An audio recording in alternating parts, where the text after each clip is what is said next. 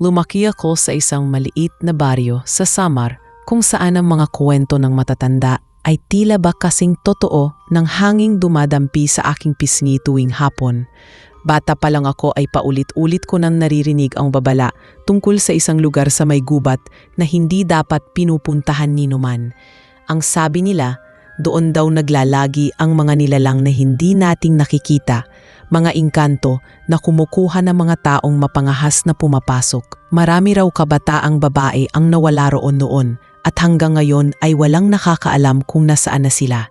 Kaya naman tuwing gabi kapag nagkukwento ang lola ko ng mga alamat, laging bumabalik sa isip ko ang hiwagang bumabalot sa tinatawag nilang tagong lugar. Ako si Heavenly, isang simpleng dalaga na palaging sabik sa mga bagay na hindi pa natutuklasan. Sa kabila ng mga babala, may kung anong hatak sa akin ang gubat na iyon. Minsan, habang naglalakad ako papunta sa ilog upang mag-igib ng tubig, naramdaman kong tila ba may malamig na hangin na nagmumula sa direksyong iyon. Hindi naman ganun kalamig ang panahon, pero bigla akong kinilabutan. Napatigil ako at tumingin, at bagaman walang tao, parang may mga matang nakasunod sa bawat hakbang ko. Napahigpit ang hawak ko sa timba at mabilis na bumalik sa bahay, pero sa puso ko may kuryosidad na nagsimulang mag-apoy.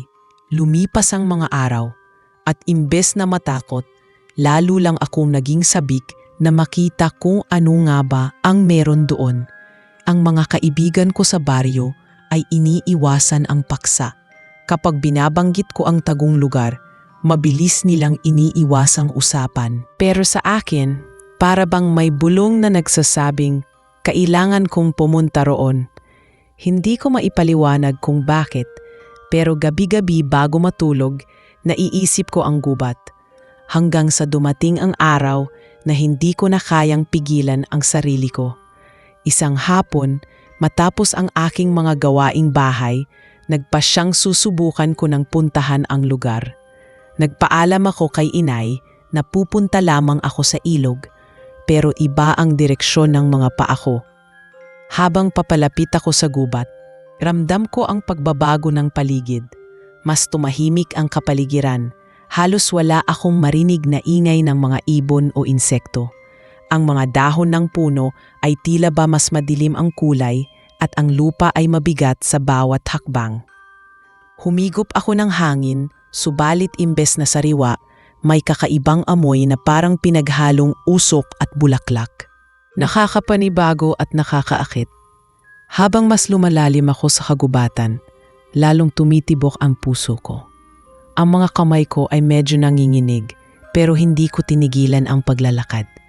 Sa wakas, narating ko ang isang maliit na clearing. Maliwanag sa bahaging iyon dahil may butas sa gitna ng mga puno na hinahayaang pumasok ang liwanag ng araw. Doon ko unang naramdaman na hindi ako nag-iisa. Napatigil ako, nilingon ang paligid at kinilabutan sa biglang pagsipol ng hangin. Wala naman akong nakitang tao, pero ramdam ko ang presensya ng isang nilalang na hindi pangkaraniwan. Tumigil ako sa gitna ng clearing. Nakayuko ako at pinakikiramdaman ang paligid nang biglang maramdaman kong may dumaan na malamig na simoy sa likod ko. Napalingon ako agad at doon ko siya nakita. Isang lalaki, matangkad, matipuno at hindi maitatangging kaakit-akit ang mukha. Ngunit higit sa lahat, kakaiba ang kanyang mga mata. Parang kumikislap sa ilalim ng araw. Kulay berde na hindi ko pa nakikita sa kahit sino tao. Napaatras ako ng bahagya. Hindi alam kung tatakbo o lalapit. Bakit ka narito? Malamig niyang tanong. Ang boses niya ay mababa at matatag na para bang tumatagos sa hangin. Hindi ako nakasagot agad. Tila nabilaukan sa gulat at kaba. Napansin niyang nanginginig ang mga kamay ko, kaya bahagya siyang lumapit. Hindi mo ba alam na bawal sa inyo ang lugar na ito? Sa wakas ay nakapagsalita rin ako. Nabalitaan ko nga po, pero hindi ko po alam kung bakit. Ang tinig ko ay halos pabulong lamang. Sinulyapan niya ako ng matalim, pero hindi ito nakakatakot. kundi puno ng hiwaga. Parang may nais siyang iparating na hindi kayang abutin ng mga salita. "Umalis ka na," sabi niya kasabay ng pagtalikod. Ngunit bago pa siya tuluyang maalayo, hindi ko mapigilan itanong, "Sino ka?" Huminto siya at saglit akong tiningnan. "Ako si Crispin, tagapagbantay ng kagubatang ito." Hindi na niya hinintay ang sagot ko. Sa isang iglap, nawala siya sa aking paningin na parang sinama ng hangin. Naiwan akong nakatulala, nanlalamig at nagtataka kung totoo ba ang lahat ng iyon. Ngunit sa puso ko alam kong hindi iyon guni-guni. At mula sa araw na iyon, nagsimula na ang hiwagang magbabago ng takbo ng aking buhay. Pag-uwi ko mula sa gubat, hindi mawala sa isipan ko ang imahe ni Crispin.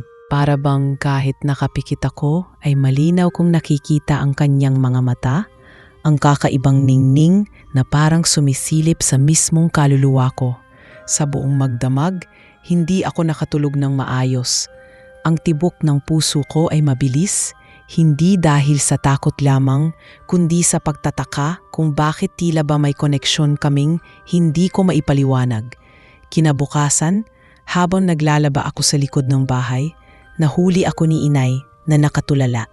Tinawag niya ako ng ilang ulit bago ako natauhan. "Heavenly, anak, parang ang lalim ng iniisip mo. May problema ba?" Mabilis kong itinanggi at ngumiti. Ngunit sa loob-loob ko, nagsisinungaling ako. Ang totoo, hindi siya problema kundi isang tanong. Sino nga ba talaga si Crispin? Lumipas ang ilang araw, pilit kong iniiwasan ang sarili kong bumalik sa gubat. Pero sa bawat araw na lumilipas, mas lalo akong namumulila na makita siyang muli. May kakaibang puwersa na humihila sa akin at pakiramdam ko ay hindi iyon basta kapritsyo lang. Isang hapon hindi ko na napigilan ang sarili ko. Naglakad ako patungo sa parehong daan at sa bawat hakbang ay parang mas nagiging pamilyar sa akin ang lugar. Hindi na ako gaanong natatakot, bagkus ay parang mas kampante ako na naroon siya, naghihintay. Pagdating ko sa clearing, uli kong naramdaman ang katahimikan ng paligid. Walang ibon, walang kuliglig, tanging kaluskos ng mga dahon ang maririnig. Tumayo ako sa gitna at naghintay. Ilang minuto ang lumipas bago ko naramdaman ang malamig na simoy ng hangin sa aking batok. Napalingon ako at doon ko muling nakita si Crispin. Hindi na ako gaanong nagulat, bagkus ay para bang isang parte ng sarili ko ang nakahinga ng maluwag sa kanyang presensya. Ngayon, mas malinaw kong nasilayan ang kanyang mukha. Wala siyang bahid ng alikabok o pawis kahit pa naroon siya sa gitna ng kagubatan. Ang kanyang kutis ay makinis at mapusyaw, ngunit ang mga mata pa rin ang pinaka nakakahumaling. Parang dagat na kailalim. "Bakit bumalik ka?" Malamig pa rin ang tono niya, ngunit hindi na kasing lupit ng una naming pagkikita. Huminga ako ng malalim at sumagot, dahil gusto kong malaman kung totoo ka ba. Napangiti siya, bahagya lamang, ngunit sapat upang makita kong may kakaiba sa kanyang anyo. Isang ngiting hindi pangkaraniwan, puno ng misteryo. "Totoo ako, ngunit hindi mo ako tulad ng ibang tao sa baryo ninyo," sagot niya. Umupo ako sa isang malaking ugat ng puno at hindi ko mapigilang magtanong, "Ano ka ba talaga?" Tahimik siyang tumingin sa akin ng ilang sandali bago nagsalita. "Ako ay Engkanto, isa sa mga tagapagbantay ng kagubatang ito. Matagal na naming tungkulin ang tiyakin na hindi masisira ang lugar na ito at bantayan ang mga taong maaaring magdulot ng panganib dito." Nanlamig ako sa kanyang sagot. Ang mga kwento ng matatanda ay biglang nagkaroon ng mukha at pangalan. Hindi ko alam kung matatakot ako o mahuhumaling. Ngunit higit sa lahat, ramdam ko ang bigat ng kanyang mga salita. Engkanto siya, hindi tao, at kahit pa may kaalaman na ako tungkol sa kanila, iba ang marinig ito mula mismo sa kanyang bibig. "Bakit mo ako pinapakita sa akin ang sarili mo? Hindi ba dapat ay nananatili kayong nakatago?" Muli kong tanong. Napatingin siya sa malayo, sa mga punong tila ba may sinasabi rin sa kanya. "Hindi ko rin alam," sagot niya sa wakas. "Ngunit sa tuwing lumalapit ka, hindi ko magawang pigilan ang sarili kong magpakita. Para bang may dahilan kung bakit ikaw. Napatigil ako sa kanyang sinabi. Bakit nga ba ako? Ako lamang ay isang simpleng dalaga sa baryo, walang kakaibang katangian. Ngunit bakit tila ba espesyal ang tingin niya sa akin? Habang nag-uusap kami, unti-unti kong napansin na may mga bulaklak sa paligid na hindi ko pa nakikita noon. Namumulaklak ang mga iyon sa tuwing lumalapit si Crispin, para bang ang kalikasan ay nakikisama sa kanyang presensya. May kakaibang ganda at takot na bumabalot sa akin. Hindi ko alam kung ligtas pa ba ang mga oras na ginugugol ko roon. Ngunit isang bagay ang malinaw. Gusto ko siyang makilala pa. Kung ganoon, bakit sinasabi ng matatanda na mapanganib ang mga tulad ninyo? Maraming nawala dahil sa tagong lugar na ito? Direkta kong tanong. Lumingon siya sa akin at sa unang pagkakataon ay nakita ko ang lungkot sa kanyang mga mata. Dahil hindi lahat ng nilalang na tulad ko ay katulad ko. May iba sa amin na walang pakialam kung makapanakit ng tao. May ilan ding umidig at dinadala ang mga dalaga sa aming mundo. Mula roon hindi na sila makakabalik. Hindi lahat ng kwento ay kasinungalingan, ngunit hindi rin lahat ay totoo. Ang akin lang, gusto kong protektahan ang baryo ninyo mula sa kanila. Napatigil ako at naramdaman kung lumakas ang tibok ng puso ko. Totoo ang mga babala, ngunit totoo rin na hindi lahat ng nilalang sa gubat ay kaaway. At heto ako, nakaupo sa harap ng isa, nakikipag-usap na parang isa lang siyang karaniwang tao. Ngunit alam kong hindi siya basta tao. At sa kabila ng lahat, ramdam kong may mas malalim pang dahilan kung bakit ko siya nakilala. Sa mga mata niya, nakita ko ang paglalakbay na magsisimula pa lang.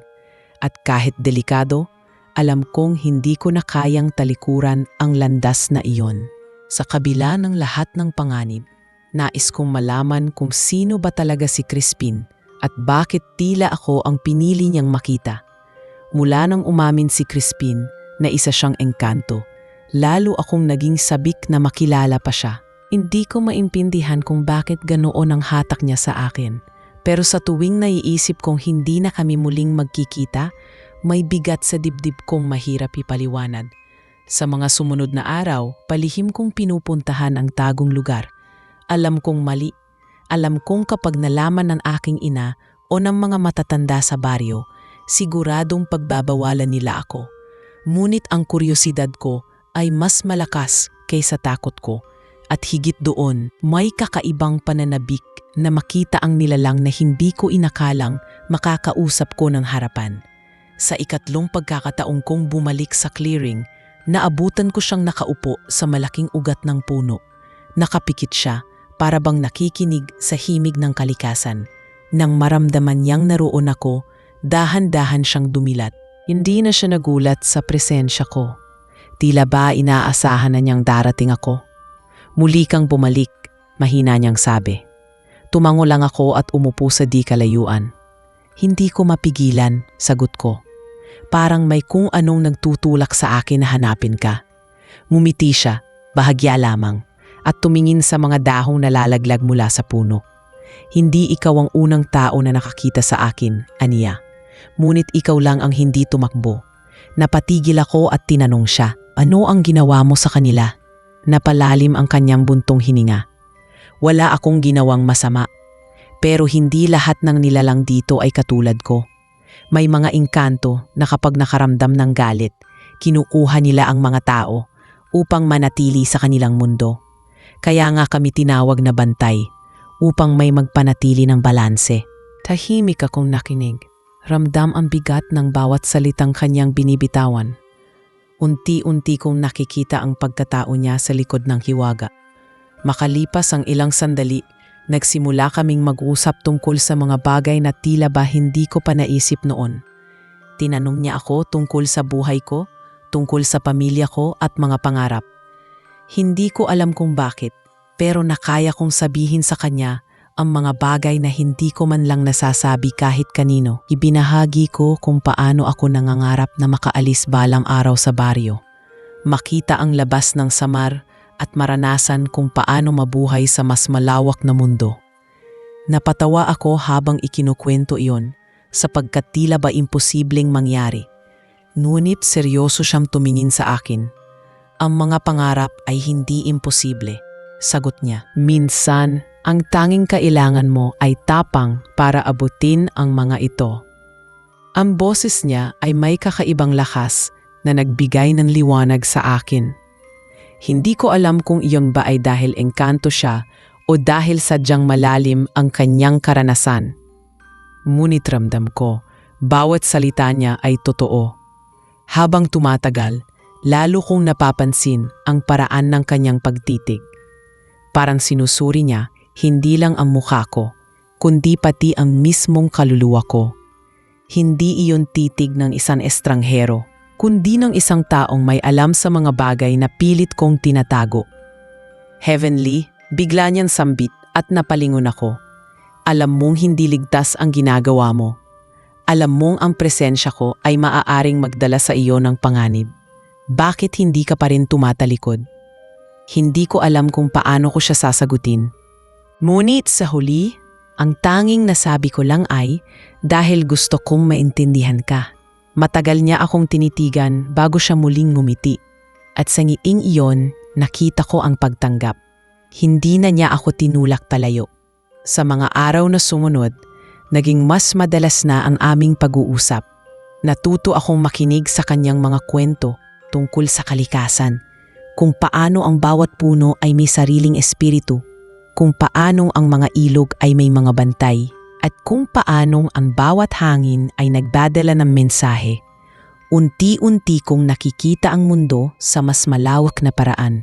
At sa likod ng lahat ng iyon, nakikita ko rin kung paano unti-unting lumalambot ang kanyang pagkatao. Mula sa pagiging malamig at misteryoso, naging mas bukas siya sa akin. Hindi man niya diretsyong sinasabi, pero ramdam kong may tiwala na siya sa akin. Ngunit sa bawat gabing umuuwi ako, dala ko ang kaba. Kapag naglalakad ako pauwi, naririnig ko sa baryo ang bulungan ng matatanda. Lagi nilang inuulit ang parehong babala na ang sinumang babae na madalas pumupunta sa gubat ay maaaring mawala. Hindi ko alam kung may nakapansin na sa akin at natatakot akong baka magsimulang magtanong si inay. Ngunit kahit anong pilit kong kumbinsihin ang sarili ko na huminto, bumabalik pa rin ako sa tagong lugar. Hindi ko kayang iwan si Crispin, hindi matapos ang mga nakita at naramdaman ko. Sa kabila ng lahat ng panganib, para bang alam kong kailangan kong manatili. Ang hindi ko alam, unti-unti na rin pala akong nadadala sa isang landas na hindi ko na mababawi. Isang hapon, habang papalapit ako muli sa tagong lugar, ramdam kong mas mabigat ang hangin kaysa dati. Tahimik ang paligid, mas tahimik kaysa sa nakaraan. At kahit ang mga punong dating tila nakikipaglaro sa hangin, ay parang nakamasid lamang. Nang makarating ako sa clearing, naroon na si Crispin, nakatayo sa gitna na para bang kanina pa ako hinihintay. Hindi siya ngumiti gaya ng mga nakaraang araw. Ang mukha niya ay seryoso at ang mga mata ay tila may tinatagong bigat. Bakit narito ka na naman? Tanong niya. Ngunit iba ang tono. Parang may halong pag-alala at galit.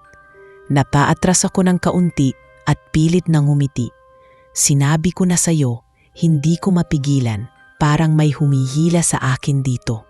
At sa tuwing nandito ako, mas lumilinaw ang isip ko. Mas nakikita ko ang mga bagay na dati ay parang simple kwento lang. Hindi siya agad sumagot.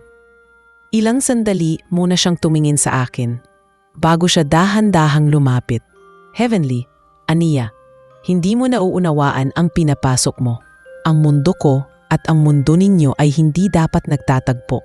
May mga batas na matagal nang nakatala at ang isa sa mga iyon ay huwag hayaang masangkot ang damdamin sa pagitan ng tao at engkanto. Ang paglapit mo sa akin ay delikado, hindi lang para sa iyo, kundi pati na rin sa akin. Ramdam ko ang bigat ng kanyang tinig. Parang tinutusok ang puso ko ng kanyang mga salita. pero hindi ko mapigilang sumagot. Kung ganoon, bakit ka pa nagpapakita sa akin? Bakit hindi ka na lang nanatiling nakatago gaya ng sabi ng mga matatanda? Napayuko siya at matagal bago nakapagsalita. Dahil hindi ko rin alam, sa tuwing naririto ka, hindi ko mapigilan ang sarili kong lumapit.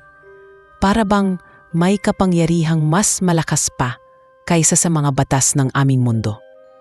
Ang kanyang boses ay halos pabulong, ngunit dama ko ang bigat ng katotohanan sa bawat salita. Sa puntong iyon, naisip ko kung totoo ngang may dahilan kung bakit kami nagkikita. Hindi ba't lahat ng bagay ay may nakatakdang layunin? Umupo ako sa isang bato at marahang tumingin sa kanya. Crispin, hindi ko man lubos na nauunawaan ang lahat, pero isang bagay ang malinaw sa akin, hindi kita kayang iwasan. Kapag wala ako rito, para bang may kulang. Kapag naririto naman ako, mas buo ang pakiramdam ko. Nagulat ako sa sarili kong katapangan. Hindi ko inakalang masasabi ko iyon ng direkta, ngunit hindi ko na kayang ikubli ang nararamdaman ko. Tumitig siya sa akin at sa unang pagkakataon, nakita ko ang pag-aalinlangan sa kanyang mga mata. Parang may laban na nagaganap sa loob niya.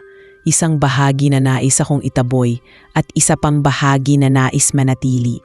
Huminga siya ng malalim bago muling nagsalita. Kung ipagpapatuloy mo ito, dapat mong malaman ang katotohanan. Hindi lahat ng engkanto ay katulad ko. May mga nakakakita sa atin, may mga nakakaamoy ng kakaibang ugnayan. Kapag nalaman nilang ako ay lumalabag sa mga batas ng aming lahi, hindi lang ako ang mapapahamak. Pati ikaw. Napalunok ako at nakaramdam ng kaba, ngunit imbes na umatras, lalo akong nagpatibay ng loob. Kung ganoon, bakit hindi mo na lang ako tuluyan itaboy? Bakit hinahayaan mong manatili ako rito? Matagal siyang natahimik. Tinitigan niya ako na parang sinusuri ang bawat piraso ng pagkatao ko. Sa huli, mahina siyang ngumiti. Dahil hindi ko rin kaya. At iyan ang kinatatakutan ko. Sa mga salitang iyon, napagtanto kong hindi lang ako ang nahuhulog sa isang bagay na bawal. Pareho kaming nasa sitwasyong hindi namin inasahan at kahit anong pilit, hindi na iyon madaling bawiin.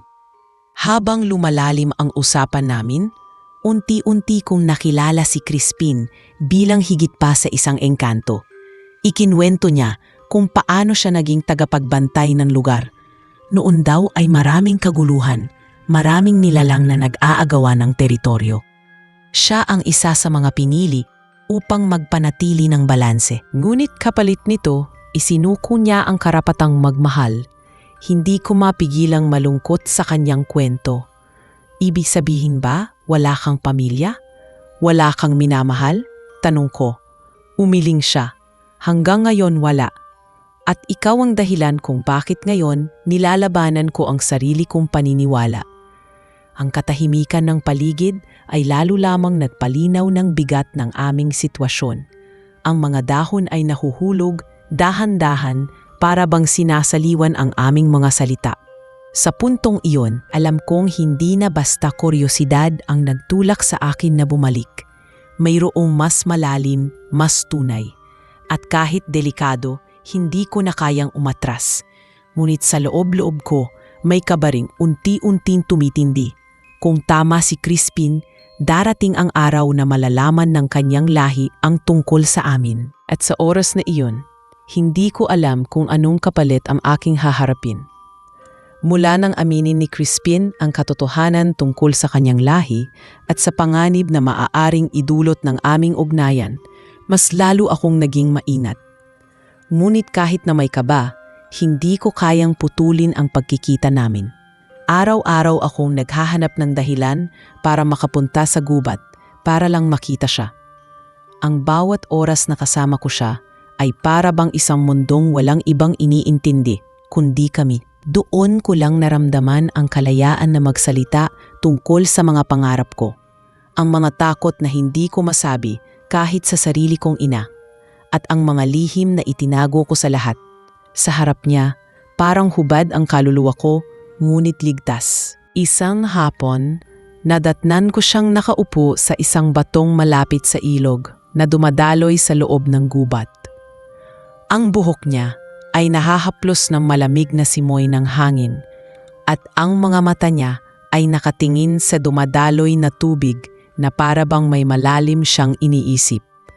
Lumapit ako at tahimik na naupo sa tabi niya. Hindi siya agad nagsalita, ngunit maya-maya'y nagtanong, "Heavenly, ano ang pinakamalaking pangarap mo?" Napaisip ako bago sumagot. Gusto kong makita ang mundong nasa labas ng Samar. Gusto kong maranasan kung paano ang mabuhay sa syudad. Makita ang mga bagay na wala dito, mga matataas na gusali, mga ilaw sa gabi, at mga lugar na punong-puno ng tao. Pero higit doon, gusto kong magkaroon ng pagkakataon na pumili ng buhay ko nang hindi natatakot o nakatali sa mga kwento ng matatanda. Tumango siya at numiti ng bahagya. Mabigat ang pangarap mo, ngunit hindi imposible. Minsan, ang pinakamalaking hadlang ay hindi ang lugar kundi ang sarili nating takot. Nang marinig ko iyon, tila ba mas lumalim ang pagkakaunawa ko sa kanya. Hindi lang siya basta engkanto, kundi isang nilalang na kayang magbigay ng lakas ng loob. Doon ko rin napagtanto na sa kabila ng kanyang pinagmulan, pareho kami, parehong may mga bagay na gustong abutin, ngunit hinahadlangan ng mga batas at paniniwala. Habang lumalalim ang aming pagkakaibigan, hindi ko napigilang tanungin ang sarili ko kung bakit tila ba ako ang pinili niyang pagkatiwalaan. Kaya isang araw, direkta kong tinanong siya, "Crispin, bakit ako? Bakit hindi mo nalang iwasan ang lahat ng ito?" Napabuntong hininga siya bago sumagot. "Hindi ko alam ang lahat ng dahilan. Ang alam ko lang, mula nang una kitang makita, hindi ko na kayang hindi sundan ang iyong mga yapak. May kakaiba sa iyo, Heavenly. Ang presensya mo ay nagdudulot ng kapayapaan kahit sa kagubatang ito na puno ng ingay at hiwaga. Ang mga salitang iyon ay dumapo sa puso ko na parang apoy na dahan-dahang nagpapainit sa malamig kong pagdududa. Hindi ko na maitago sa sarili ko. Nahuhulog na ako sa kanya. Ngunit hindi lahat ng bagay ay puro ginhawa. Sa baryo, nagsimulang magtanong ang mga kapitbahay. Madalas daw akong wala sa bahay, madalas akong nakikita sa gilid ng gubat. May ilan na nagbibirong baka raw sinusundan ako ng engkanto.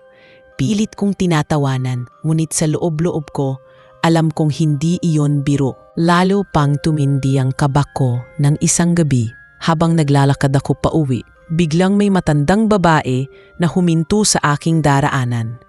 Nakasuot siya ng lumang saya at ang mga mata niya ay matalim na nakatingin sa akin. "Iho," mahina niyang sabi, "alam kong saan ka nagpupunta." Napatigil ako at natigilan. Hindi ko alam kung sasagot ako o tatakbo. Alam mo ba ang panganib na kinakaharap mo? Hindi lahat ng kwento ay kathang-isip lamang. Ang mga engkanto, kahit gaano kaganda o tabait sa una, ay may kakayahang bawiin ang buhay mo. Kapag nahulog ka sa kanila, wala ka nang balikan. Hindi ko napigilang manginig. Pilit kong pinanindigan ang sarili ko at nagtanong, "Paano mo nalaman?" Umiling siya at ngumiti ng mapait. "Dahil isa rin ako sa mga nakakita na sa kanila." Isa sa mga nawalan dahil sa kanila. Hindi na ako nakasagot. Tumalikod siya at naglatad palayo. Ngunit iniwan niya sa akin ang isang bigat na mahirap tanggalin. Kinabukasan, hindi ko napigilang ikwento kay Crispin ang nangyari. Tahimik lang siyang nakinig, ngunit nakita ko ang pagbabago sa kanyang mukha. Hindi siya galit, ngunit may bakas ng lingkot at pagkabahala. "Alam kong darating ang araw na malalaman ng iba ang tungkol sa atin," sabi niya, "at iyon ang ayaw kong mangyari. Hindi ko kayang makita kang masaktan dahil sa akin." Hinawakan niya ang aking kamay, malamig ngunit banayad. "Ngunit hindi ko rin kayang talikuran ka, at iyon ang aking kasalanan." Sa puntong iyon, ramdam kong mas lalong lumalalim ang ugnayan namin. Hindi na lamang ito simpleng pagkakaibigan. May damdaming unti-unting umuusbong, damdaming parehong kinatatakutan at kinasasabikan. Ngunit sa likod ng lahat ng ito, may anino pa ring nakabitin. Ang mga babala ng matatanda, ang paningin ng matandang babae, at ang mga salitang binitiwan ni Crispin tungkol sa panganib, lahat iyon ay parang unos na dahan-dahang lumalapit. At kahit alam kong delikado, hindi ko na kayang umatras. Mas pinili kong sundan ang tinig ng puso ko kahit pa humantong iyon sa kapahamakan. Mula nang makaharap ko ang matandang babae sa baryo, hindi na nawala sa isip ko ang mga salitang iniwan niya. Bawat hakbang papunta sa tagong lugar ay may kasamang kaba, at sa tuwing magkasama kami ni Crispin, hindi ko maiwasang itanong sa sarili ko kung tama pa ba ang ginagawa ko. Ngunit sa kabila ng lahat, hindi ko kayang iwasan ang hatak ng kanyang presensya. Para bang sa piling niya, nagiging mas malinaw ang lahat ng bagay, ang aking mga pangarap, ang aking pagkatao, at ang mismong dahilan kung bakit ako humihinga. Isang hapon naglakas loob akong itanong sa kanya ang matagal nang bumabagabag sa akin. Crispin, mahina akong wika. Bakit ako? Sa dami ng taong dumadaan dito, bakit ako ang pinili mong lapitan? Tahimik siyang nakatingin sa akin at sa sandaling iyon, ang mga mata niyang laging puno ng misteryo ay tila nagkaroon ng bigat na hindi ko pa nakita noon. Hindi ikaw ang una kong nakita, Heavenly, sagot niya. Ngunit ikaw ang una kong hindi kayang talikuran. Sa unang pagkakataon, nakaramdam ako ng bagay na matagal ko nang sinumpang hindi ko hahayaang mangyari, at iyon ay ang pagkahulog sa damdamin. Natigilan ako, hindi ko alam kung matatakot ba ako o matutuwa. Ang malinaw lang, hindi na pala ako nag-iisa sa nararamdaman kong ito. Ngunit kasabay ng pagkiliti sa aking puso, ang pag-usbong ng mas malalim na takot. Kung bawal pala ito, ano ang kapalit ng aming mga piniling pagkikita? Nagsimula siyang magkwento ng mga bagay na hindi ko pa naririnig mula sa kanya. Sinabi niya na sa kanilang lahi, ang pag-ibig sa tao ay isang kasalanan na may kabigatan. Marami raw engkanto ang pinarusahan noon dahil piniling sumama sa mga mortal. Ang ilan, tuluyan nang naglaho sa ating mundo, kinitil ng sariling kapwa nila bilang kabayaran. Ang iba naman, sinumpa ng kalikasan, hinayaan sa habang buhay na kalungkutan. Hindi ko dapat ginagawa ito, Heavenly, mahina niyang sabi. Ngunit sa tuwing pinipilit kong lumayo, mas lalo kitang hinahanap, at iyon ang aking kahinaan. Sa bawat salitang iyon, lalo kong naramdaman ang panganib ng aming sitwasyon. Ngunit sa halip na umatras, mas lumakas ang loob ko. Lumapit ako at marahang hinawakan ang kanyang kamay. Malamig iyon. Ngunit sa pagkakahawak ko'y parang may init na dumaloy sa akin. Kung bawal, bakit hindi nating subukan pa rin? Hindi ba't minsan, ang mga batas ay nalilikha para lamang pigilan ang mga bagay na hindi maipaliwanag?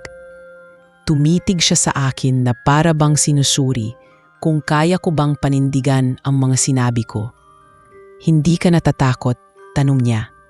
Oo, diretsong sagot ko. Pero mas natatakot akong mawala ka kaysa harapin ang lahat ng ito. Nakita ko kung paano siya napangiti. Isang ngiting may halong lungkot at tuwa.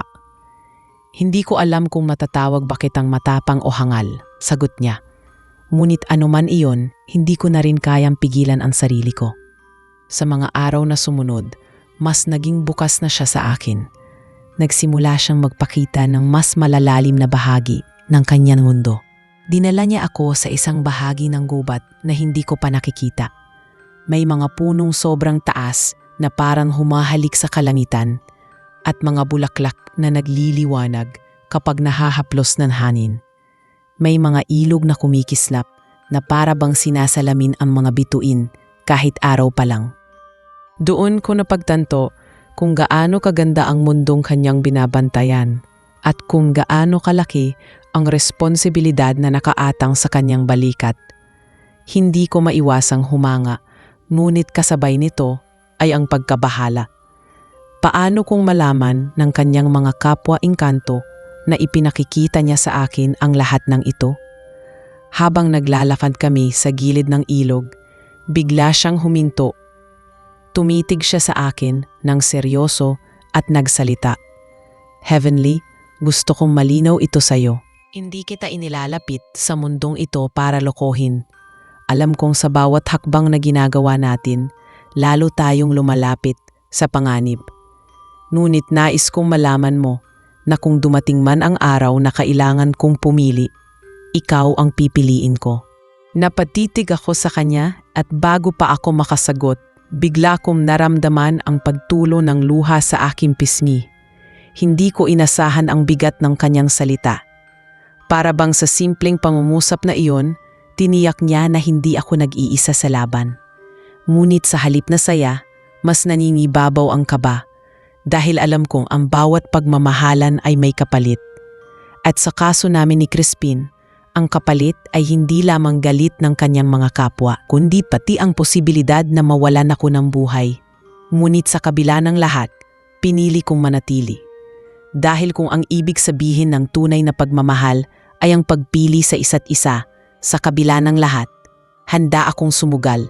Sa oras na iyon, alam kong hindi na simpleng pagkakaibigan ang namamagitan sa amin. Ito'y isang damdaming bawal, ngunit sabay naming pinili.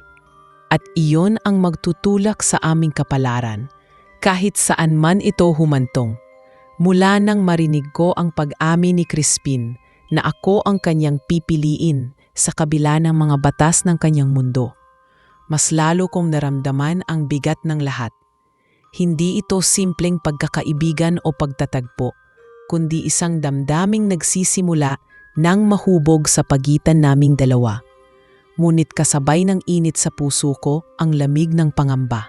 Alam kong darating ang araw na hindi na naming maitatago ang lahat ng ito, at baka ang kapalit ay mas mabigat kaysa sa kaya naming tanggapin. Sa baryo, napansin ko ring mas nagiging mapanuri ang mga tao. May mga pagkakataong nakikita nila akong nakatulala sa malayo, at ang iba'y nagtatanong kung bakit tila madalas akong naglalakbay ng mag-isa. Ngunit pinipilit kong umiti at itago ang lahat dahil paano ko nga ba ipapaliwanag na nakikipagtagpo ako sa isang engkanto. Isang gabi, habang nakaupo ako sa labas ng aming bahay, lumapit sa akin ang matandang babae na dati nang nagbabala sa akin. Hawak niya ang kanyang baston at ang mga mata niya ay tila mas matalim pa ngayon. Heavenly, mahina ngunit matatag niyang sabi, nakikita ko sa mga mata mo ang parehong kinang na nakita ko noon sa mga dalagang hindi na nakabalik. Huwag mong hayaan na ikaw ang susunod. Napayuko ako, ngunit numisi siya, malungkot at puno ng awa. Hindi mo kailangan magsinungaling. Ang mga tulad niya ay hindi natutunog sa iyong isip kung wala kang damdamin para sa kanya. Pero tandaan mo, anak, ang engkanto ay hindi kailanmang lubos na magiging tao. At kapag pinili mong manatili, baka wala ka nang balikan. Naiwan akong tulala at nanginginid sa kanyang mga salita. Parang bawat babala ay tinatamaan ang mismong puso ko. Ngunit kasabay nito'y mas lalo kong naisip na hindi ko kayang talikuran si Crispin. Kinabukasan, dinala ako ni Crispin sa isang mas malalim na bahagi ng gubat. Doon ipinakita niya sa akin ang isang tagong lawa na napapaligiran ng mga punong hindi ko pa nakikita kahit kailan. Ang tubig ay kumikislap na parang may sariling ilaw at ang mga bulaklak na nakapaligid ay bumubuka lamang kapag dumidilim. Napahanga ako at halos hindi ako makapaniwala na may ganitong kagandahan na nakatago sa loob ng aming bayan. Ito ang lugar kung saan madalas akong mag-isa, sabi niya. Dito ko nararamdaman ang katahimikan at dito ko naisip na kahit kami ay may pangarap ding hindi maabot. Tumingin siya sa akin ng seryoso. Ngunit ngayon, hindi na ako nag-iisa. Sa mga salitang iyon, ramdam ko ang pagtibok ng puso kong parang sasabog. Ngunit bago ko pa masabi ang aking nararamdaman, bigla siyang napatigil. Ang mga mata niya ay mabilis na gumala sa paligid. Tatang mukha niya ay biglang nagbago mula sa pagiging kalmado tungo sa pagiging alerto. May nakakita sa atin, mahina niyang sabi. Napaatras ako at napakapit sa kanyang braso. Anong ibig mong sabihin? Nagdahan-dahan siyang tumayo at tumingin sa mga anino ng mga puno. Nararamdaman ko ang presensya ng iba. Hindi lahat ng engkanto ay sang-ayon sa aking ginagawa. At kapag nalaman nilang ikaw ay naririto, hindi ka na nila patatahimikin. Napakagat ako ng labi at napahigpit ng kapit. Sa oras na iyon, tumama sa akin ang katotohanan na matagal ko nang tinatanggihan. Hindi lang kami naglalaro ng damdamin, kundi nakikipagsapalaran kami sa kapalarang hindi namin kontrolado. Pag uwi ko sa baryo, hindi na mawala sa isip ko ang sinabi niya at lalo pang bumigat ang lahat ng sa mismong gabing iyon. Muli akong nilapitan ng matandang babae. Evanly, sabi niya, alam kong hindi ka makikinig pero nararamdaman ko na malapit na ang kapahamakan. Tandaan mo, kapag dumating ang araw na iyon, wala ka ng pagpipilian kundi pumili sa pagitan ng buhay mo at ng pagmamahal na iniingatan mo. Napaluha ako.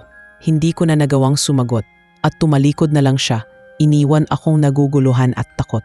Ngunit sa kabila ng lahat, hindi ko kayang putulin ang ugnayan namin ni Crispin.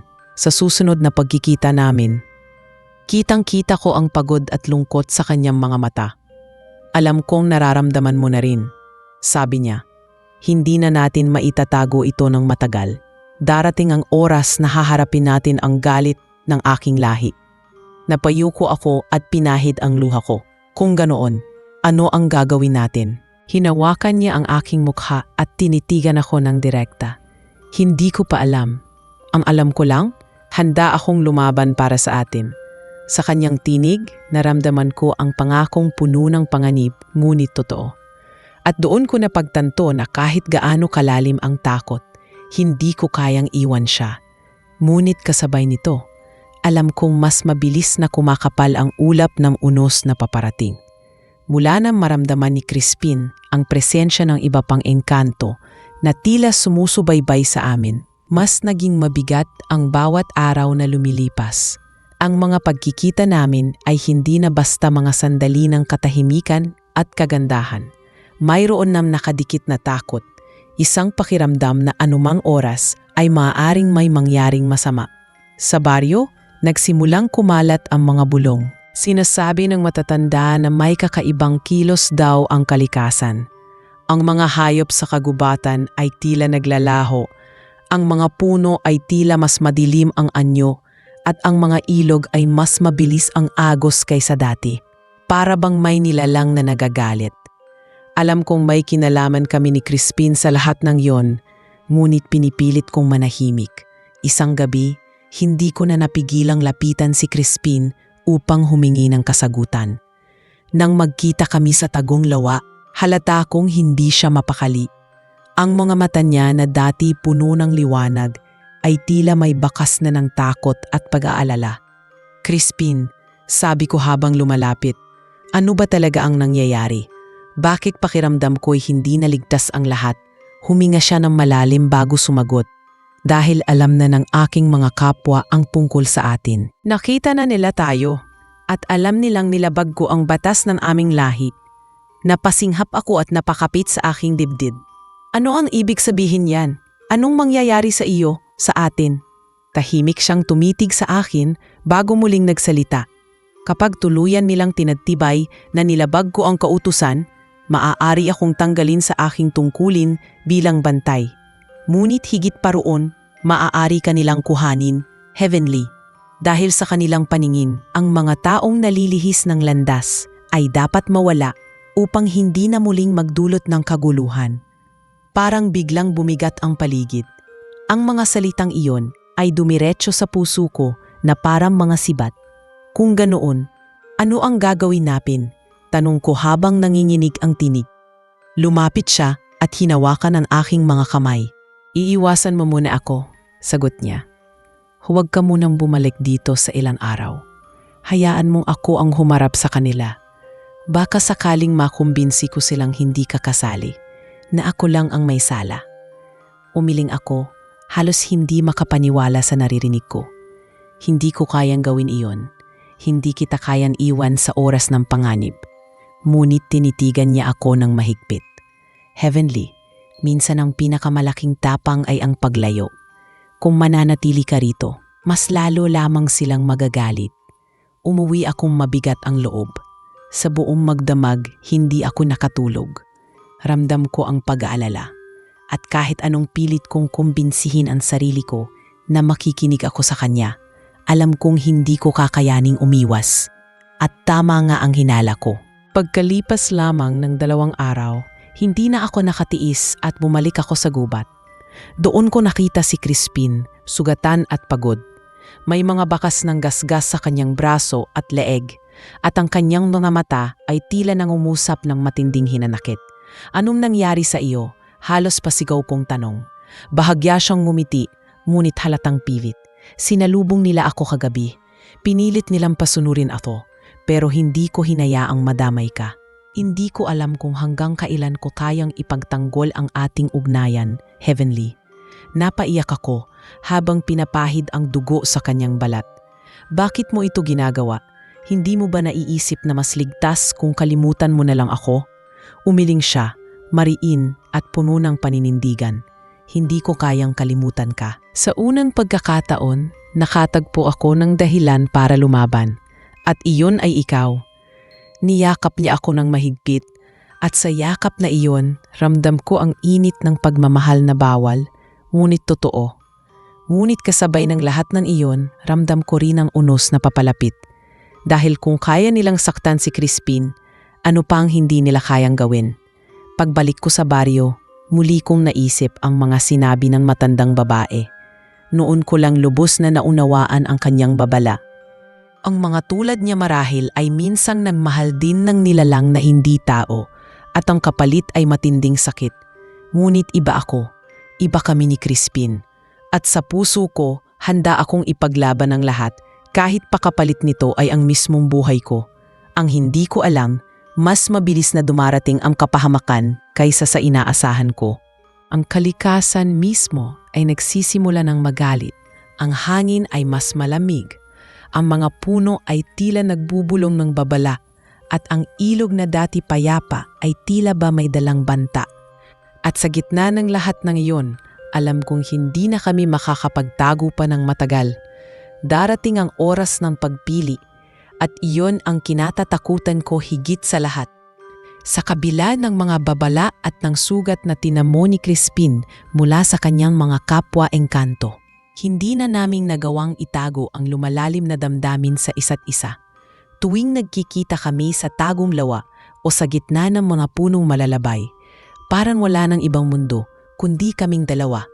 Ang mga simpleng usapan ay unti-unting nauuwi sa mga pangakong hindi ko alam kung kaya naming panindigan. Ngunit sa bawat sandaling kasama ko siya, ramdam ko ang tibay ng kanyang paninindigan, na kahit bawal at mapanganib, handa siyang manatili sa tabi ko. Unti-unti ang dating takot ay nauwi sa isang desisyong hindi ko na mababawi. Mahal ko na siya, at wala nang saysay ang pagtatago nito kahit sa sarili kong isipan. Isang gabi, naglakas loob akong tanungin siya ng direkta. Nakaupo kami sa gilid ng lawa, at ang liwanag ng buwan ay sumasalamin sa tubig. Crispin, mahina kong sabi, kung darating ang araw na pagpipilian mo ang tungkulin mo bilang bantay at ako, ano ang pipiliin mo? Matagal siyang natahimik, at ramdam kong may mabigat siyang iniisip. Sa huli, tumingin siya sa akin at marahang hinawakan ang aking kamay. Kung aaminin ko sa iyo ang totoo, mas madali sanang sabihin na tungkulin ang pipiliin ko. Ngunit hindi ko kayang magsinungaling. Ikaw ang pipiliin ko, Heavenly. At iyon ang dahilan kung bakit natatakot ako. Dahil ang pagpiling iyon ay hindi lamang laban sa aking mga kapwa, kundi laban din sa kalikasan na pinanumpaan kong paglingkuran. Sa kanyang mga salita, ramdam ko ang katapatan at ang bigat ng kanyang damdamin. Hindi na ito basta panliligaw o pagtatangi. Isa itong pangakong may kapalit na hindi ko pa lubos na naiintindihan. Mula noon, mas naging matapang ako sa sarili kong damdamin. Hindi ko na itinanggi na mahal ko siya. Kapag tinitigan ko siya, wala akong nakikitang kakaiba o nakakatakot. Ang nakikita ko ay isang nilalang na marunong magmahal at magsakripisyo. Ngunit kasabay ng pag-usbong ng pagmamahalan namin ay ang pagbigat ng kapaligiran. Nansimula ng umulan ng walang tigil at ang hangin ay tila nagdadala ng mga bulong na hindi ko maintindihan. Minsan, habang naglalakad ako pauwi mula sa gubat, may naririnig akong mga yapak sa likod ko, ngunit sa tuwing lilingon ako, wala namang tao. Alam kong hindi na ako simpleng binabantayan ng kalikasan. Tila sinusundan na rin ako ng mga matang hindi ko nakikita. Isang araw, dumating sa baryo ang isang grupo ng matatanda mula sa kabilang sityo. Nagdala sila ng babala, may mga batang bigla na lang daw nawala nang pumasok sa gubat. Ang ilan ay nagsabing nakita nilang may liwanag na kumikislap sa kalaliman bago tuluyang naglaho ang mga bata. Nagkagulo ang mga tao at mabilis na nagpasya ang mga pinuno ng baryo na ipagbawal ang sinumang pumasok pa roon. Sa loob-loob ko, alam kong hindi si Crispin ang dahilan, ngunit malinaw na may ibang nilalang na nagsisimulang gumalaw. Mas lalo akong kinabahan dahil baka siya ang pagbuntunan ng sisi at kung mangyari iyon, pati ako ay madadamay. Kinagabihan, muli akong nakipagtagpo kay Crispin. Halata sa kanyang mukha ang bigat ng iniisip niya. Nararamdaman ko ang paggalaw ng iba, sabi niya. Ang mga nawala, hindi sila aksidente. Ginagawa ito ng mga engkantong hindi sang-ayon sa ating ugnayan. Gusto nilang takutin ang baryo upang ipakita na ang lahat ng ito ay bunga ng ating pagtatagpo. Napaluha ako at hindi alam ang gagawin. Kung ganoon, mas dapat ba akong umiwas para matapos na ito? Mahigpit siyang umiling. Hindi ikaw ang problema. Ako ang tinitingnan nila bilang traidor. At hanggat hindi nila napapatunayan na kaya kong putulin ang ugnayan natin, hindi sila titigil. Hinawakan niya ang aking pismi at nakita ko ang determinasyon sa kanyang mga mata. Hindi ko sila hahayaang kunin ka. Sa gitna ng lahat ng iyon, hindi ko napigilang umamin ng totoo sa kanya. Crispin, natatakot ako. Hindi ko alam kung kakayanin kong labanan ang isang mundong hindi ko nakikita. Pero ang alam ko lang, ayaw kitang mawala. Kahit ano pa ang kapalit. Sa sagot kong iyon, mas lalong tumindi ang titig niya. Heavenly, ito na ang simula ng laban na hindi na natin matatakasan. Hindi ko alam kung saan ito hahantong. Pero pangako, hindi kita iiwan. Sa mga sumunod na araw, mas lalo kaming naging mapag-ingat. Hindi na kami nagtatagpo sa parehong lugar. Minsan sa ilalim ng mga puno, minsan sa gilid ng ilog, at minsan sa isang yungib na natuklasan niya. Ngunit kahit gaano kami kaingat, ramdam kong hindi na kami ligtas. May mga pagkakataong nakakakita ako ng aninong dumaraan sa likod ng mga punong malapit sa amin. Minsan ang hangin ay biglang lumalakas at may dalang bulong na tila tinatawag ang pangalan ko. Hindi ko alam kung ako lang ang nakaririnig, pero bawat bulong ay may kasamang panlalamig sa aking katawan. Sa huli, napagtanto kong wala ng atrasan. Ang aming nararamdaman ay hindi na basta pagtatagpo. Isa na itong pagmamahalan na ipinanganak sa gitna ng bawal at panganib. At habang mas lalo kaming lumalapit sa isa't isa, mas lalo ring lumalapit ang anino ng mga nilalang na nais kaming paghiwalayin. Sa puso ko, alam kong malapit na kaming pilitin na pumili. At iyon ang kinatatakutan ko higit sa lahat. Isang gabi, habang nakaupo ako sa may silong ng aming bahay, biglang bumigat ang hangin. Ang mga aso sa baryo ay nagsipagungol. At ang mga puno ay tila ba sabay-sabay na umuusal ng lihim na hindi ko maunawaan. Ramdam kong may kakaibang mangyayari at ang puso ko ay tila ba pinipiga ng kaba. Kinabukasan, hindi ko na napigilang pumunta muli sa gubat upang hanapin si Crispin. Ang kanyang mukha ay puno ng pagod at ang mga mata niya ay may halong lungkot at pangamba. Heavenly, Anya, nagsisimula na silang gumalaw. Ang mga kapwa ko ay nagpadala ng babala. Hindi na sila kontento sa paninilip o pagsunod. Sa susunod, sila mismo ang haharap sa atin. Napaupo ako sa isang bato at hindi makapagsalita. Ang lahat ng naririnig ko ay parang humahati sa aking dibdib. Anong ibig mong sabihin? Ano ang gagawin nila? Tanong ko na halos mabasag ang tinig. Lumapit siya at marahang hinawakan ang aking balikat. Kapag hindi ko pinutol ang ugnayan natin, sisimula nilang galitin ang kalikasan upang ipakita ang kanilang puot. Ang ulan ay mas titindi, ang mga ilog ay aapaw at ang mga tao sa baryo ninyo ay magdurusa. At kapag iyon ay nangyari, ikaw ang pagbubuntunan ng sisi. Sasabihin nilang ikaw ang dahilan kung bakit nagagalit ang mga engkanto.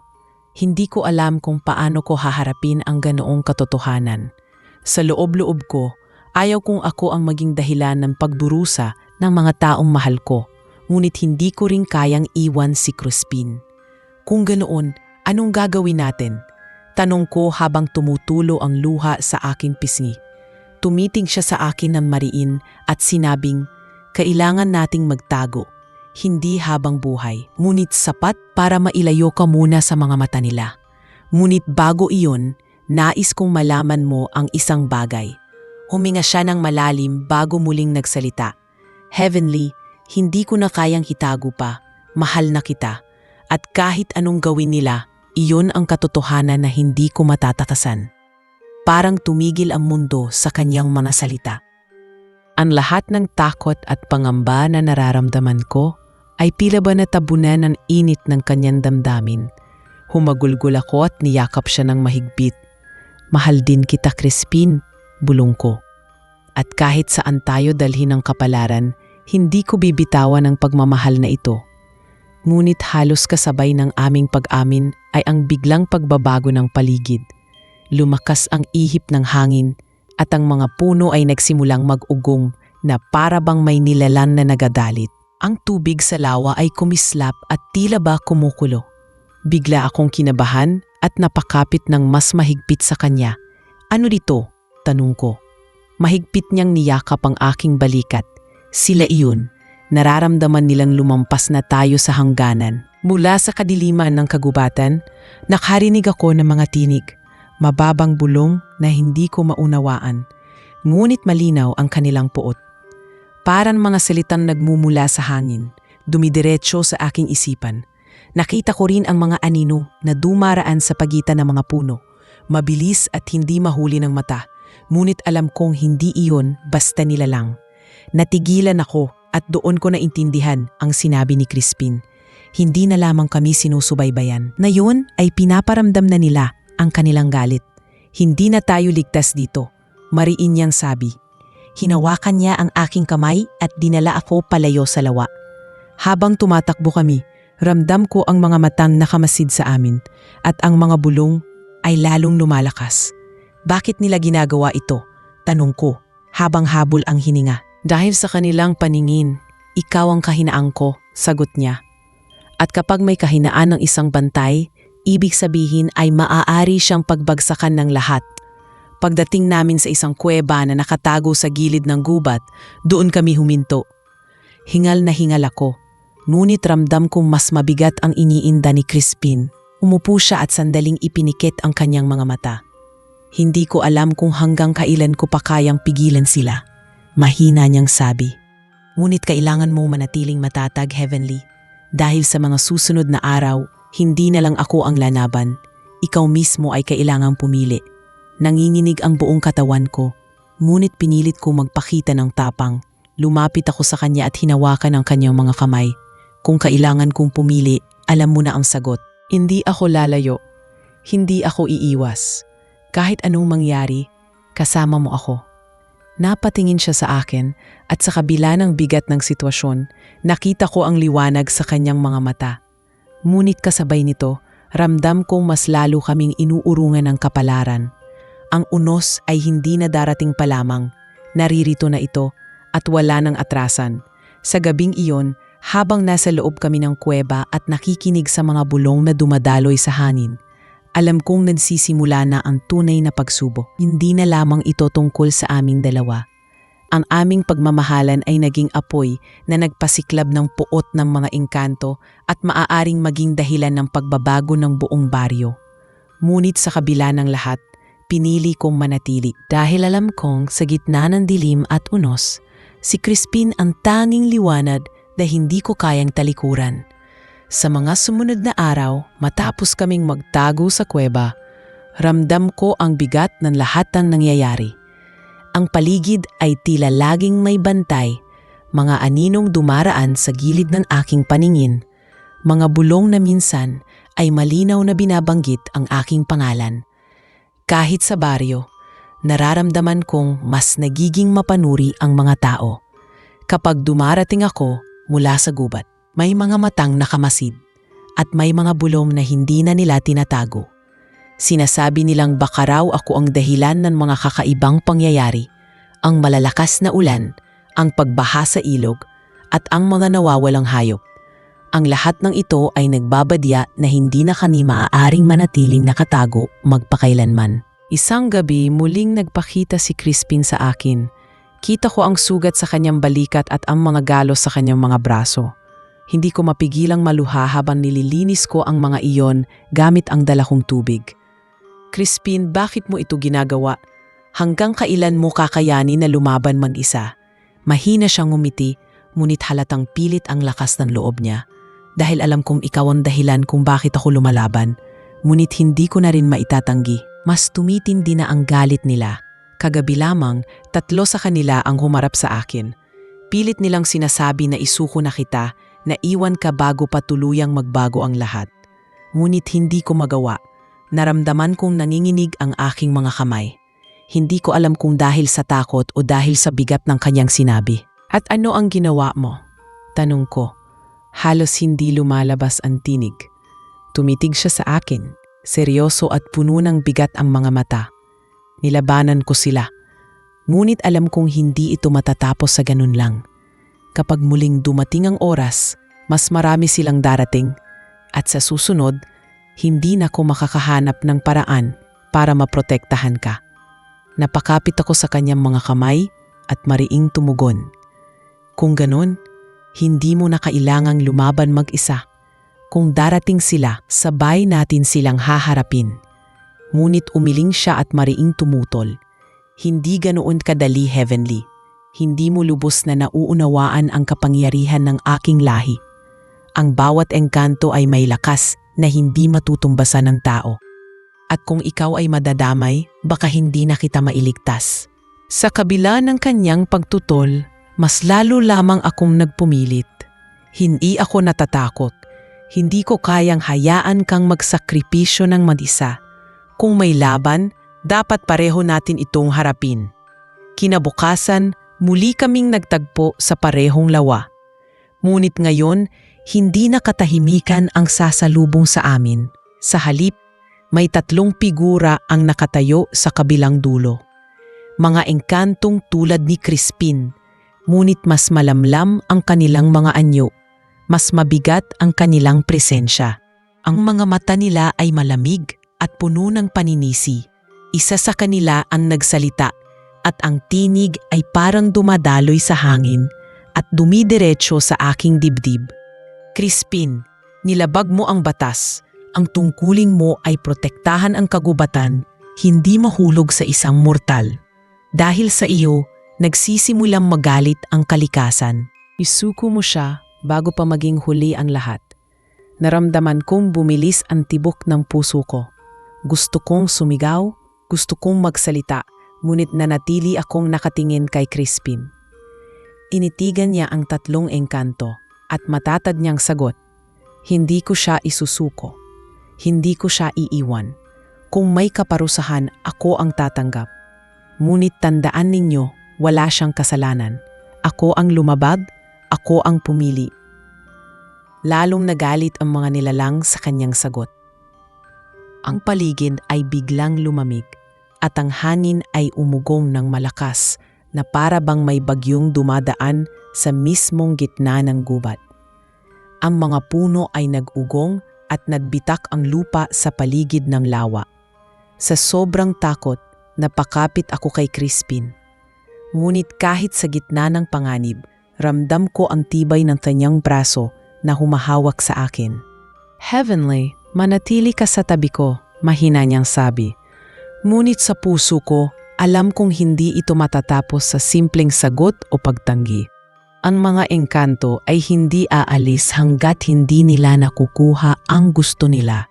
Isa pa sa kanila ang nagsalita, "Kung hindi mo kami susundin, Crispin, itatakwil ka na mula sa aming lahi. Hindi ka na magiging bantay at hindi ka na rin makakabalok sa amin." Isang buhay na puno ng parusa at pagkakait. Sa mga salitang iyon, nakita ko ang bakas ng bigat sa mukha ni Crispin. Ito na ang kinatatakutan niya mula pa noon. Ang pagpili. Ang desisyong hindi lamang magpapabago sa kanya kundi pati na rin sa akin. Hindi ko alam kung paano ko siya matutulungan.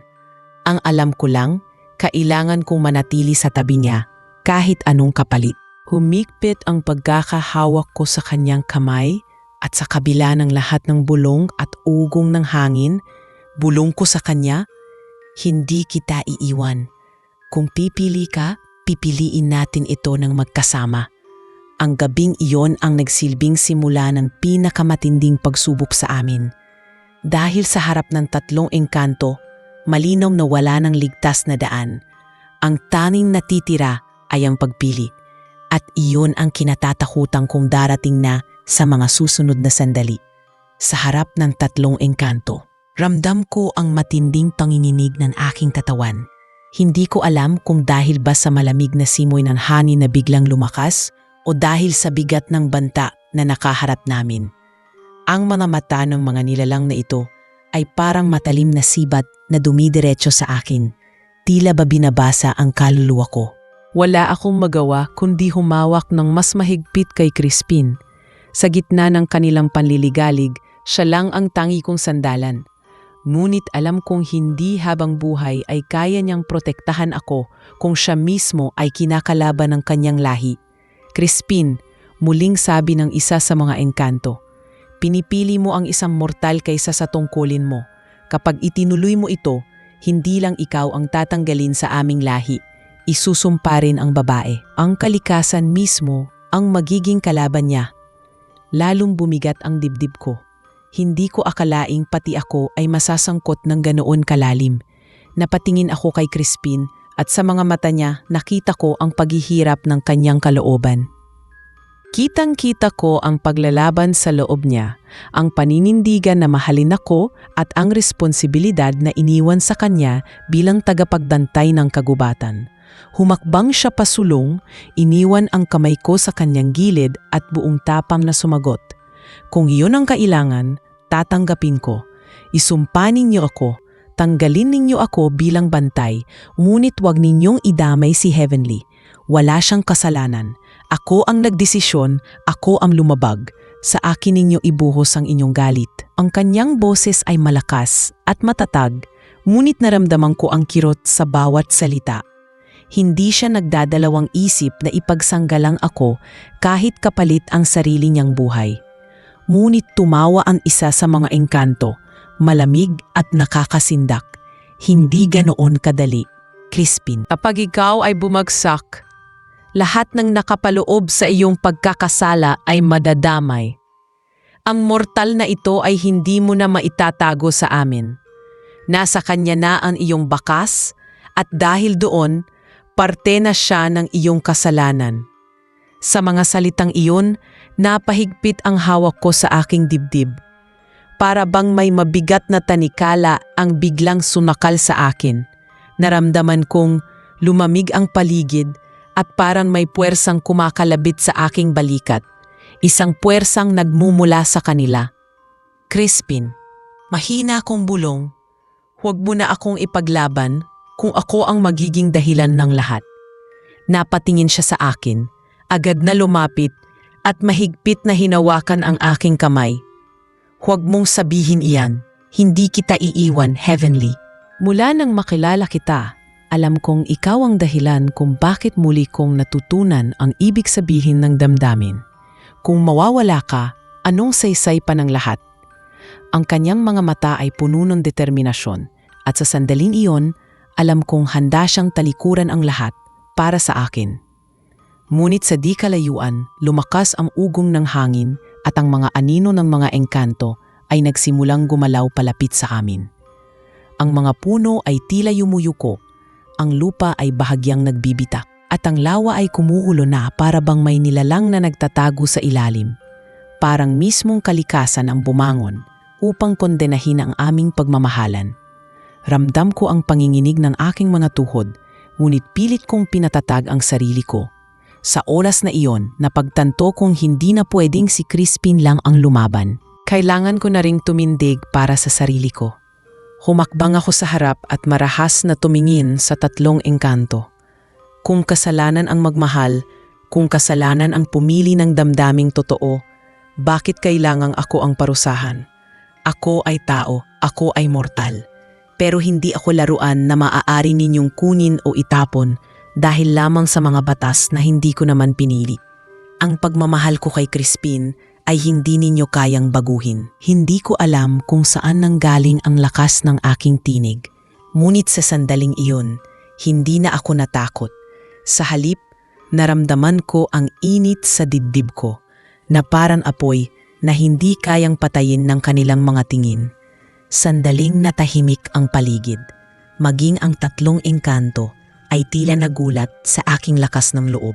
Ngunit mabilis ding bumalik ang malamig na ngiti ng isa sa kanila. Matapang ka, mortal, ngunit hindi ka pa rin makakaalis sa itinakdang kapalaran. Sa lalong madaling panahon, pipiliin mo ang buhay mo o ang engkantong ito, at tandaan mo ang kalikasan ay hindi marunong magpatawad. Pagkasabi nila nito, unti-unti silang naglaho sa hangin at ang paligid ay muling natahimik. Ngunit naiwan ang bigat ng kanilang banta na parang bato sa aking dibdib. Pagkatapos nilang mawala, niyakap ako ni Crispin ng mahigpit. Ramdam ko ang panginginig ng kanyang katawan, hindi sa takot, kundi sa galit at panghihinayang. Heavenly, sana hindi ka na nadamay. Sana hindi na kita nilapitan. Ngunit mariin kong hinawakan ang kanyang mukha at tumingin direkta sa kanyang mga mata. Huwag mong sabihin yan. Hindi ko pagsisisihan ang lahat ng ito. Kung ang kapalit ng pagmamahal ko ay ang panganib, handa akong harapin iyon. Basta't kasama kita. Sa gabing iyon, nagsimula kaming mag-isip ng mga paraan upang mailigtas ang aming sarili mula sa darating na unos. Ngunit sa puso ko, alam kong hindi na iyon basta simpleng laban. Hindi lang ito tungkol kay Crispin at sa kanyang tungkulin, kundi tungkol sa dalawang pusong nagmahalan kahit ipinagbabawal. Ang oras ng tunay na pagpili ay mabilis nang dumarating at kailangan kong ihanda ang sarili ko. Sapagkat sa susunod na pagkakataon, maaaring wala na kaming ligtas na daan pabalik. Pagkatapos ng gabing iyon, hindi na kami mapalagay ni Crispin. Alam naming hindi na lang kami nagtatago mula sa mga matang nakamasid, kundi mula mismo sa galit ng kanyang lahi. Sa bawat araw na lumilipas, mas tumitindi ang pakiramdam na papalapit na ang oras ng aming pagpili. Sa baryo, mas dumadalas ang mga kakaibang pangyayari. Ang mga alagang hayop ng mga kapitbahay ay biglang nagkakawalaan. Ang mga pananim ay tila nalalanta kahit hindi pa panahon ng tagtuyot at ang mga tao ay nagsisimulang magbulungan na baka raw may sumpa ang bumabalot sa lugar. Kapag nakikita nila ako, napapansin kong mas matalim na ang kanilang mga titig, para bang ako ang may dala ng lahat ng kamalasan. Ang lahat ng iyon ay nagpapabigat sa aking kalooban, ngunit pinipilit kong huwag ipahalata kay inay na nagsisimula na ring mag-alala. Isang hapon, muling dinala ako ni Crispin sa lawa. Ang tubig ay hindi na kasing kalmado ng dati. Parang bawat alon ay nagbabadya ng galit at pangamba. Nakaupo siya sa isang bato at nakatingin lamang sa malayo, tila malalim na nag-iisip. Lumapit ako at marahang tinanong siya, "Ano na ang gagawin natin, Crispin?" Hindi na nating kayang magtago magpakailanman. Tumitig siya sa akin at sa kanyang mga mata ay nakita ko ang bigat ng pasyang matagal na niyang pinipigilan. Heavenly, Aniya, dumating na tayo sa puntong wala ng ligtas na daan. Darating ang araw, marahil malapit na, napipilitin tayong pumili. Kung ako lamang, handa kong iwan ang lahat para sa iyo. Ngunit ayaw kong ikaw ang magdusa. Napaluha ako at umiling. Hindi mo ba naiintindihan? Ako mismo ang pumili nito. Kahit anong mangyari, hindi na kita bibitawan. Habang nag-uusap kami, biglang lumakas ang hangin at ang mga dahon ay nagsipaglaglagan. Mula sa kadiliman ng mga puno, may mga aninong nagsimulang magpakita. Ang mga ito ay hindi tulad ng 3 engkantong humarap sa amin noon. Mas marami sila ngayon at mas mabigat ang presensya.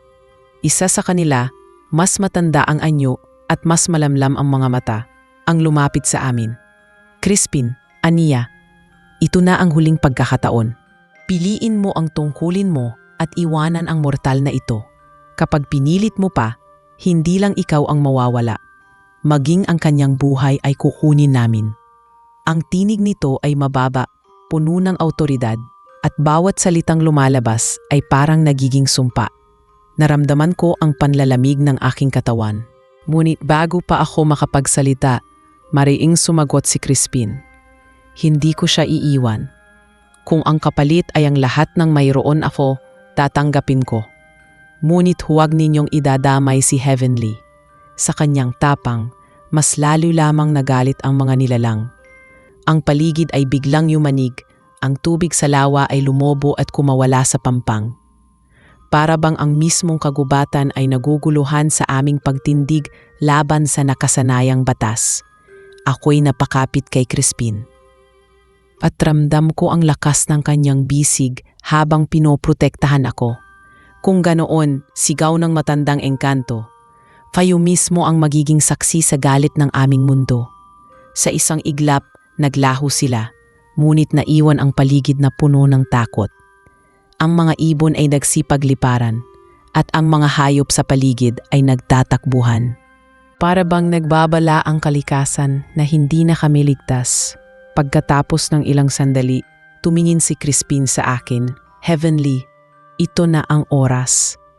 Hindi na sila titigil hanggat hindi nila nakikita ang desisyon natin. Kaya ngayon, kailangan na nating pumili. Mananatili ka ba sa iyong mundo? Ligtas ngunit wala ako? O pipiliin mo manatili sa tabi ko kahit ang ibig sabihin nito ay hamunin ang lahat ng batas ng aking lahi? Tumulo ang mga luha ko habang nakatingin sa kanya. Hindi ko alam kung paano ko masasagot ang ganoong tanong. Ngunit sa loob-loob ko, malinaw na ang pasya ko. Crispin, mula nang makilala kita, natutunan kong mas malalim pa ang halaga ng pagmamahal kaysa sa anumang takot. Hindi ko kayang bumalik sa dati kong buhay na para bang hindi kita nakilala. Kung haharap tayo sa galit ng kanilang mundo, haharapin natin ito ng magkasama. Sa mga salitang iyon, nakita ko ang liwanag na muling bumalik sa kanyang mga mata. Niyakap niya ako ng mahigpit at sa yakap na iyon, alam kong iyon na ang aming paninindigan. Ngunit kasabay ng aming pangako ay ang pagdating ng unos. Kinagabihan, bumuhos ang malakas na ulan sa baryo. Ang mga tao ay nagtatakbuhan, ang ilog ay umapaw, at ang mga bahay ay halos tangayin ng rumaragasang tubig. Naririnig ko ang kanilang mga sigaw, at sa kabila ng takot, ramdam kong ang lahat ng ito ay hindi basta likas na sakuna. Ito ay babala ng mga engkanto, isang huling pananakot bago nila kami tuluyang pagbayarin. Habang pinagmamasdan ko ang kaguluhan mula sa silaw ng aming bahay, biglang lumitaw si Crispin sa aking tabi. Basang-basa siya ng ulan, ngunit matatag ang kanyang tinig. Heavenly, dumating na ang oras. Hindi na tayo makapagtatago. Kailangan na nating humarap. Hawak ang aking kamay. Dinala niya ako muli sa gubat sa gitna ng bagyo. Ang ulan ay bumabagsak na parang mga sibat, at ang kulog ay dumadagundong sa kalangitan. Ngunit sa bawat hakbang namin, hindi ko iniwan ang kanyang kamay. Sa pagdating namin sa lawa, Muli kong nakita ang mga engkanto. Mas marami kaysa dati. Nakapila sila sa paligid. At ang matandang nagsalita noon ay muling lumapit. Narito na kayo. Piliin na ninyo ang inyong kapalaran. Sa gabing iyon, alam kong wala nang atrasan. Ang lahat ng kinatatakutan ko ay narito na sa aking harapan, ngunit hindi na ako natakot gaya ng dati. Sa halip, mas malinaw sa akin ang aking pasya. Pipiliin ko si Crispin, anuman ang kapalit, at sa pagkakahawak ko sa kanyang kamay, alam kong pareho na kaming handang harapin ang kahihinatnan ng aming bawal na pagmamahalan.